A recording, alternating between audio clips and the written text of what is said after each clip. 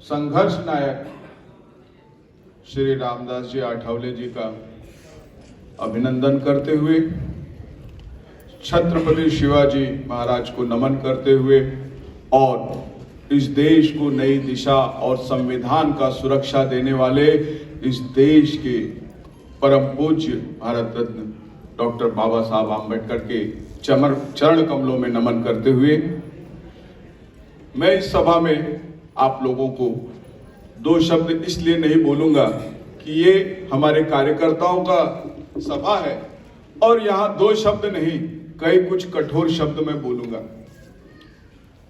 हम यहाँ पर इकट्ठे हुए हैं, किस लिए इकट्ठे हुए हैं विषय सबको मालूम है। मैं राष्ट्रीय उपाध्यक्ष रिपब्लिकन पार्टी ऑफ इंडिया के होने के नाते कुछ व्यथित हूं, कुछ सोच रहा था। हमारे सभा में आई हुई विधायिका मनीषा चौधरी थी, उन्होंने कहा था कि हम आपको सीट नहीं दे सकते क्योंकि सीट देने का काम हमारे खासदार गोपाल शेट्टी जी सोच सकते हैं, केंद्रीय या उनका राजकीय नेतागण सोच सकता है। हमारे विधान परिषद के विपक्ष के नेता प्रवीण दरेकर जी भी आए थे, उन्होंने हमारे जिला अध्यक्ष हरिहर यादव जी को भी बोला कि आपको सीट मांगने की क्या जरूरत है, आप कार्य करो, सीट आपके पास चलते आएगी। यह विषय सोचने का है। मैं सम्मान करता हूं हमारे सभा में आए, परंतु उन्होंने जो कहा है वो सच कहा है और इस सच को आप लोगों को सोचना होगा। हम सीट मांगेंगे। आज मैं आपको बताना चाहता हूं कि 1957 में रिपब्लिकन पार्टी ऑफ इंडिया के 9 MP, 9 सांसद सदस्य, 9 मेंबर ऑफ पार्लियामेंट भारत में थे और 1980 में भारतीय जनता पार्टी के 2 मेंबर ऑफ पार्लियामेंट थे। परंतु 1980 की 2 मेंबर ऑफ पार्लियामेंट वाली पार्टी आज कहां पहुंच गई है और 1957 की हमारे बाबा साहब आम्बेडकर की बनाई हुई परिकल्पना की हुई पार्टी आज कहां पहुंच गई है। आप लोग कार्यकर्ता हैं, लेकिन आप लोगों को मालूम है कि आपका नेता संघर्ष नायक रामदास जी आठवले रात को 1 बजे तक आप लोगों के लिए कार्य करते हैं। बदले में आप लोग क्या करते हैं? आप लोग एक सीट भी नहीं जीत के दे पाते।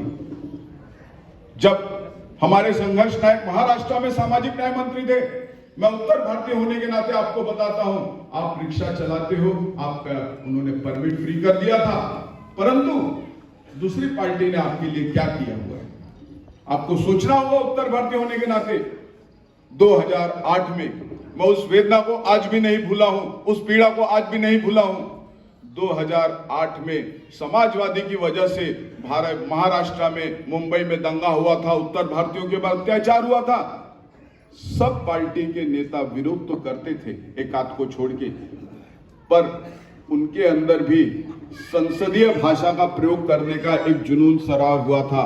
परंतु उस पीड़ा को, उस वेदना को समझते हुए हमारे संघर्ष नायक रामदास जी आठवले ने उस संसदीय भाषा को छोड़ के स्पष्ट शब्दों में कहा था कि मुंबई किसी के बाप की नहीं है, यहां सबको रहने का अधिकार है। आप लोगों को उत्तर भारतीय होने के नाते यह सोचना होगा, क्योंकि उत्तर भारतीय ने मुंबई में कभी गलत काम नहीं किया है। उसने अगर भाजी बेचा है तो लोगों के स्वास्थ्य के लिए, दूध बेचा है तो बालकों के स्वास्थ्य के लिए, और अगर जन चेतना के लिए कार्य किया है तो घर घर पेपर पहुंचाकर। परंतु आप जिस पार्टी के लोभ में जाते हैं, मैं आपको बताना चाहता हूं, सिर्फ एक ही पार्टी है आप लोगों के लिए, रिपब्लिकन पार्टी ऑफ इंडिया, जिसके अध्यक्ष रामदास जी आठवले हैं, जो आपको सम्मान और आपको अधिकार दिलाएंगे। अधिकार की बात, आज मैं अभिभूत हूं। आप लोग शायद किसी राजनीतिक पार्टी में जाते होंगे, किसी उत्तर भारतीयों का स्वागत आपने होते हुए देखा होगा। बहुत बड़े बड़े उत्तर भारतीय नेता हैं मुंबई में, परंतु तीसरे नंबर के स्थान पे है ये रिपब्लिकन पार्टी ऑफ इंडिया है, जो हिंदुस्तान में, भारत में भी उत्तर भारतीयों को साथ में लेके चलती है। और हमारे संघर्ष नायक रामदास जी आठवले आपको संदेश देते हैं, परंतु क्या होता है, हम एक नगर सेवक भी चुन के नहीं ला पाते, हम एक विधायक भी नहीं चुन के ला पाते, और हम दूसरी पार्टी के पीछे भागते हैं। हमारी ताकत से वो जीतते हैं जिसके साथ हम युति करते हैं, परंतु हमारी दशा और दिशा क्या होती है ये हमें सोचना होगा। और उत्तर भारतीय होने के नाते मैं अपने उत्तर भारतीयों को बोलता हूं कि इस बार आपको मुंबई में सुरक्षित रहना है, आपको मुंबई में तरक्की करना है, महाराष्ट्र में आगे बढ़ना है, उत्तर प्रदेश में आगे बढ़ना है, तो आपको रिपब्लिकन पार्टी ऑफ इंडिया को साथ देना होगा।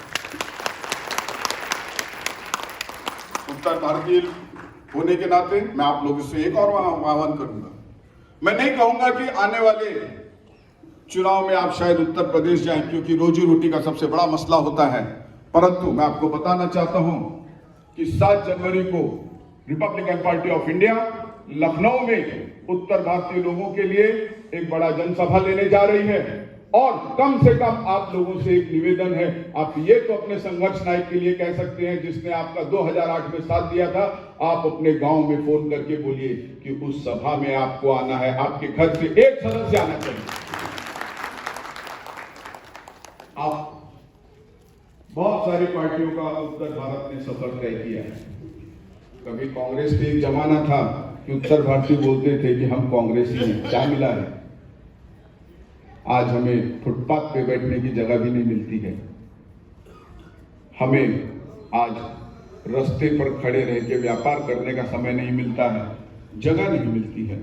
और अगर हमें कोई साथ देता है तो हमारा संघर्ष नायक रामदास जी आठवले और उनके लोग साथ देते हैं। अब उत्तर भारतीयों को रिपब्लिकन पार्टी ऑफ इंडिया के साथ एकजुट होकर आना पड़ेगा।